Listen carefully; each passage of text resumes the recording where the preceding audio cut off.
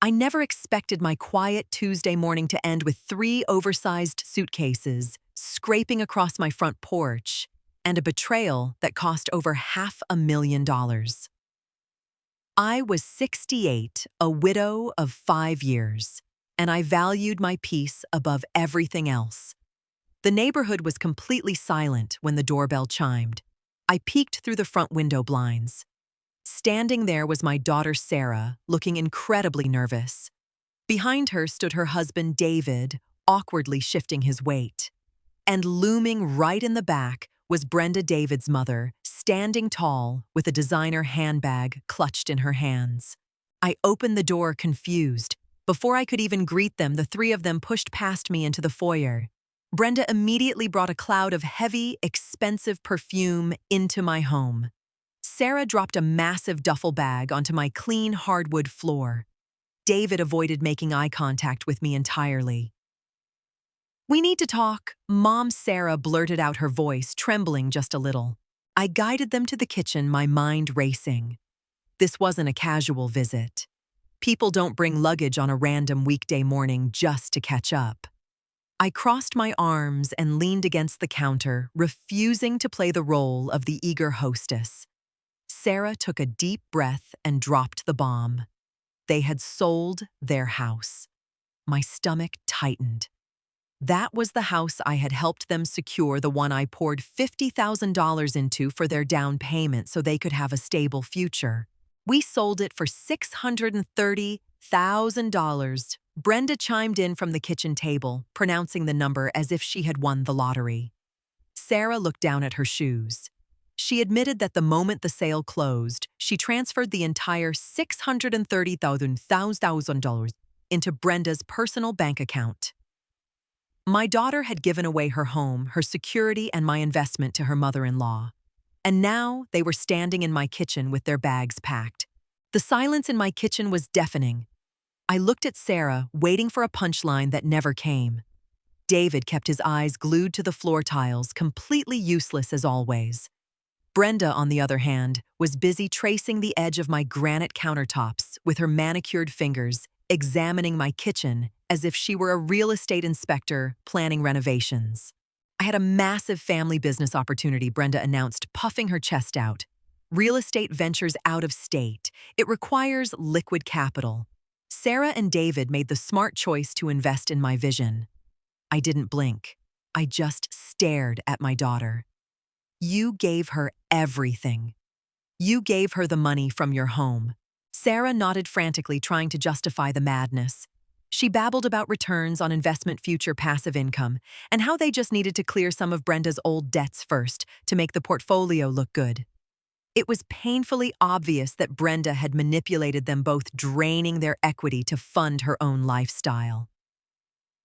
"So what are you doing here?" I asked, keeping my voice dangerously calm. David finally spoke up, though he mumbled so quietly I barely caught the words. "We need to stay here for a few months, just until the investment starts paying out." Brenda walked over to my refrigerator and opened it without asking. "We'll need to clear out these bottom shelves, Sharon. I have a very specific diet, and I can't have my organic greens touching processed food." She was already claiming my space. She wasn't asking for shelter, she was taking it over. I watched them acting completely entitled to my home, my privacy, and my life. They expected me to simply step aside, shrink down, and become a background character in my own house. I felt a cold, clear focus wash over me. I wasn't going to cry, and I certainly wasn't going to surrender my home. I closed the refrigerator door right out of Brenda's hand. She jumped back, startled. "No," I stated firmly. Sarah's head snapped up. "Mom, what do you mean, no? We have nowhere else to go. The money is tied up. I mean exactly what I said. You are not living here." I pointed toward the hallway. "You can pack those bags back into your car. I am not funding this delusion, and I am not giving up my home." David stepped forward, holding his hands up defensively. "Sharon, be reasonable. We're family. We'll pay you a little rent once the first returns come in." "You have zero returns, David. Your mother took your money. I turned my attention back to Brenda, who was glaring at me with pure venom. "And you are certainly not staying under my roof." Brenda's face turned bright red. Her sense of superiority shattered instantly. "You selfish, bitter, old woman," she spat, stepping right into my personal space. "You live alone in this big house while your own daughter struggles. You know nothing about family loyalty." I held my ground, not stepping back an inch. "I know a scam when I see one. Get out." Without warning, Brenda swung her arm. Her heavy, gold-ringed hand struck my left cheek. The slap echoed sharply against the kitchen walls. A stinging heat spread across my face. Sarah screamed, freezing in place. David gasped and stumbled backward. I didn't fall. I didn't hold my cheek in pain, and I didn't scream back.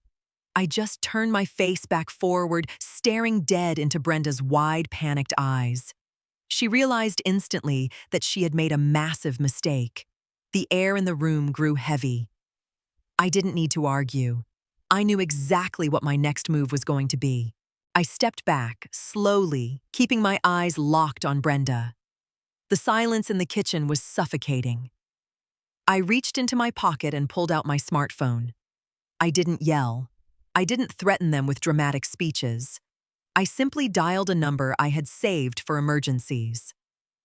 "Hello, Richard." I spoke clearly into the phone. "This is Sharon Curtis. I need you to initiate everything we discussed regarding my estate. Yes, right now." Sarah's eyes widened in absolute horror. She knew Richard was my estate lawyer. "Mom, wait. What are you doing? Please don't," Sarah begged, rushing forward but stopping just short of touching me. "I need Sarah removed as my power of attorney." I continued, ignoring my daughter completely. "I also need her removed as the primary beneficiary on the living trust. Yes, today. I'll be by the office later to sign the paperwork." I hung up the phone and slid it back into my pocket. Sarah was hyperventilating. She had just given away $630,000 to her mother-in-law, and with one phone call, she watched her future inheritance vanish into thin air. David looked like he was going to be sick. Brenda tried to maintain her tough exterior, but her hands were shaking. "You have exactly 30 minutes to remove yourselves and your luggage from my property," I instructed, my voice ice cold. I didn't wait for their response. I grabbed my purse, took my car keys from the hook, and walked right out the front door. I wasn't going to stand there and argue with them. I was going to let the panic set in while I took care of the real business at hand. My first stop wasn't actually the lawyer's office. It was the bank. I drove straight to my local bank branch, the sting on my cheek fading into a dull throb. Over the years, I had kept a joint emergency account with Sarah, a safety net from when she was younger that we simply never closed. It had about $20,000 in it. Furthermore, my main accounts were linked to a credit card she carried for absolute emergencies. I walked up to the teller and asked for the branch manager. Within 10 minutes, I was sitting in a quiet office. "I need my name and all my funds removed from the joint account I share with my daughter," I instructed the manager. "Transfer the entire balance into my private checking. Then cancel the secondary credit card issued in her name." The manager typed quickly, processing the requests without asking intrusive questions. I watched the screen as the financial ties between Sarah and me were permanently severed. I didn't need a massive courtroom battle to protect myself. I didn't need to sue Brenda for the money she stole from them because it wasn't my money anymore. My daughter made her choice. My job was to ensure their terrible decisions didn't drag me down with them. By the time I walked out of the bank, my assets were completely locked down. Sarah had no access to my emergency funds, no credit card to fall back on, and thanks to my call to Richard, no future claim to my estate. I sat in my car for a moment, enjoying the quiet hum of the engine. I felt no guilt. I felt a profound sense of clarity. I put the car in drive and headed home, knowing exactly how I would handle the rest of the afternoon. When I pulled back onto my street, an unmarked white van was already idling near my driveway. Punctuality is a virtue I appreciate, especially on a day like today. I gave a quick nod to the driver, a burly guy named Mike, whom I had hired a few years ago to fix a jammed patio door. He immediately killed the engine and grabbed his heavy tool bag from the passenger seat. I unlocked my front door and stepped inside. Sarah, David, and Brenda hadn't moved an inch to pack their things. In fact, Brenda had the audacity to make herself a cup of my expensive Earl Grey tea. She was sitting on my sofa, stubbornly crossing her legs as if she were the lady of the manor holding court. Sarah was pacing the floor, chewing nervously on her thumbnail, while David was furiously texting someone on his phone. "I told you 30 minutes," I announced, leaving the front door propped wide open. The crisp autumn air swept into the stuffy room. Mike stepped in right behind me, his metal tools clinking in his bag. "Front door, back door, and the garage side door," I instructed him, pointing down the hallway. "Change all the cylinders. I want brand new keys for everything." David dropped his phone on the couch, his jaw going slack. "Sharon, what are you doing? You can't just lock us out. Where are we supposed to sleep tonight?" "That sounds like a problem for your mother's investment portfolio," I replied smoothly. I walked over to the massive duffel bag Sarah had dropped earlier. I grabbed the heavy canvas handles and dragged it straight out the front door, letting it drop with a loud thud onto the porch concrete. I turned around to go back for the next one. Brenda slammed her teacup down onto my glass coffee table, hard enough to make it rattle. She shot up her face, flushed with indignation. "This is highly illegal. You have to give us a formal 30 days written notice to evict us. I know my rights as a tenant." "You don't live here," I replied, tossing David's rolling suitcase out to join the duffel. "You don't get mail here. You are trespassers who have been on my property for less than 2 hours. You want to test the law." Brenda, I have a bright red handprint on my face and a locksmith standing right there as a witness. "Let's see who the police drag away first." Brenda snapped her mouth shut. The mention of her assault, spoken so plainly in front of a stranger, completely destroyed her false confidence. I pointed a steady finger toward the open door. The reality of the situation finally crashed down on Sarah. She rushed toward me, tears streaming down her face, leaving dark streaks of mascara on her cheeks. "Mom, please, you have to listen to me. We have absolutely no money. Brenda's investment needs time to clear the escrow process. I tried to book us a room at the Marriott down the street while you were gone, but my credit card declined. Please don't do this. It's getting cold outside." "The credit card declined because I canceled it," I answered flatly, stepping around her to grab Brenda's oversized coat from the hallway hook. I also emptied our joint emergency account. "You made your bed, Sarah. You handed over a fortune to a woman who just physically assaulted your mother in her own home. And instead of defending me, you stood there and watched her do it." Sarah looked back at Brenda, her eyes widening as she realized the massive financial black hole she had thrown herself into. The safety net she had always relied on was gone. "Grab your purse, Brenda," I commanded, tossing her coat directly at her chest. "Before I throw it out onto the front lawn with the rest of your garbage." Brenda sneered, snatching her designer bag off my kitchen counter. She marched toward the door, her heels clicking aggressively against the hardwood. She tried to maintain her haughty posture, but her pace was fast, almost a retreat. She knew she had lost this battle. David followed closely behind her, keeping his head down, too embarrassed to even look in my direction. Sarah lingered in the doorway, her hands trembling. She looked around the house she had grown up in, at the family photos on the wall, the warm lighting, the safety she was walking away from. She was finally understanding that she was no longer welcome inside the sanctuary she had taken for granted. "Mom, I didn't mean for any of this to happen," she whispered, her voice cracking. "Goodbye, Sarah." I didn't yell. I didn't offer a dramatic speech or a shoulder to cry on. I just stood my ground. Defeated, she slowly stepped out onto the porch. Mike, the locksmith, finished the front door mechanism, wiping his hands on a rag. He handed me 2 shiny new brass keys and packed up his bag. I thanked him, paid him in cash, and ushered him out. Then I grabbed the edge of my heavy wooden front door. I looked at the 3 of them standing awkwardly among their luggage on my porch.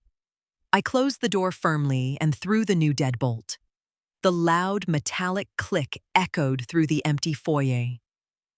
It was the most satisfying sound I had heard all day. I walked over to the living room window, staying slightly hidden behind the curtains to watch the fallout. The 3 of them were stranded on my porch, surrounded by their expensive luggage with nowhere to go. I couldn't hear every word, but the body language told the whole story. Sarah was screaming at David, waving her arms frantically. David was shrinking back, looking to his mother for help. Brenda, however, was suddenly very busy, looking at her phone, refusing to make eye contact with the daughter-in-law she had just robbed. Sarah reached over and grabbed Brenda's arm. Brenda yanked it away, snapping something back.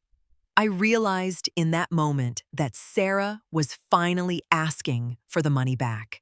She was demanding the $630,000 loss. And based on Brenda's defensive posture and panicked expression that money was already gone buried in old debts or wasted on nonsense. There was no real estate venture. There was no family business. It was a complete scam. They stood out there for almost 40 minutes. Eventually, David hailed a rideshare. They stuffed their bags into the trunk of a beat-up sedan.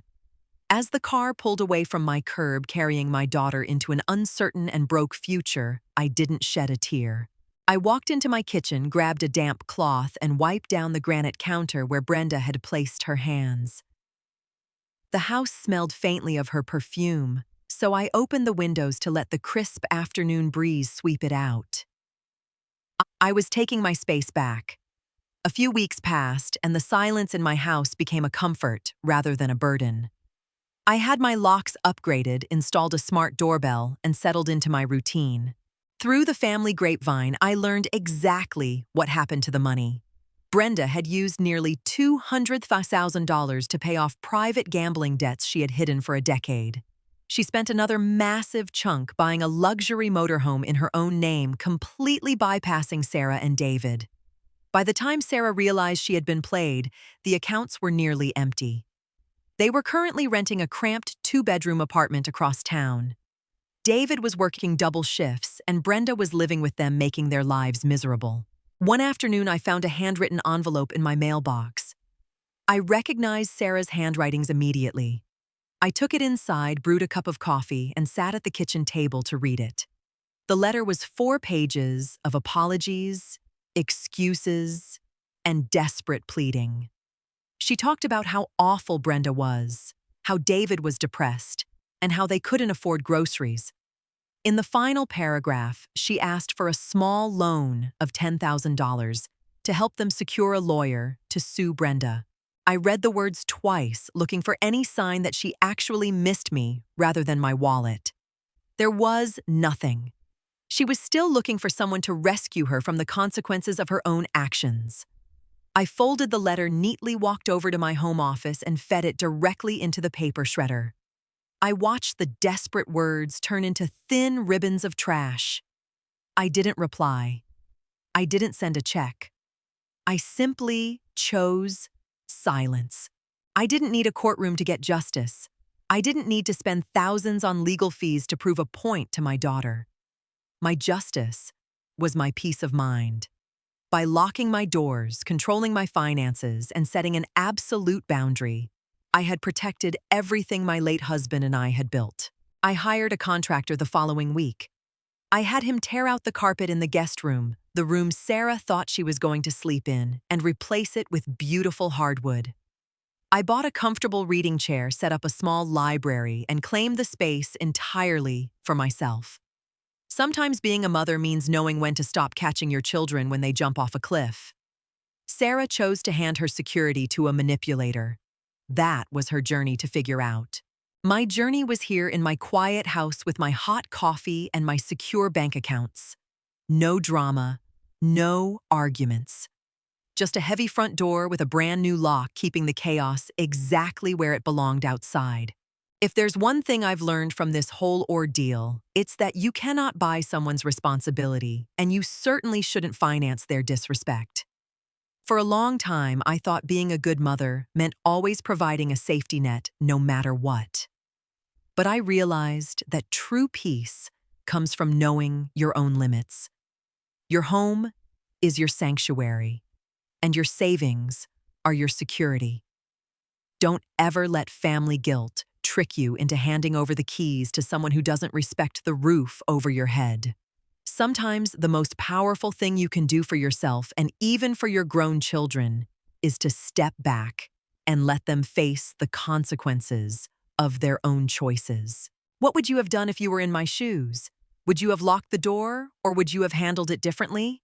Let me know down in the comments below. I'd love to read your thoughts. If you connected with this story and want to hear more real-life experiences about setting boundaries, protecting your peace, and taking back control of your life, please hit that like button and subscribe to the channel.